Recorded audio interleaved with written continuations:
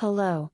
The daily positive news beautifully visualized by Information is Beautiful, March 9, 2020. Today's visualization is about plastic microbead bans are spreading. They're less than a millimeter across. They're used in cosmetic and cleaning products. Just one shower can send 100,000 of them into sewage systems. Filters rarely catch them. Microbeads are hazardous for aquatic animals and the environment.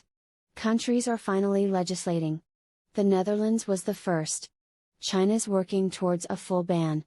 By 2022, nearly half the world will have seen sense. Thanks for watching. And don't forget to like, comment, and share.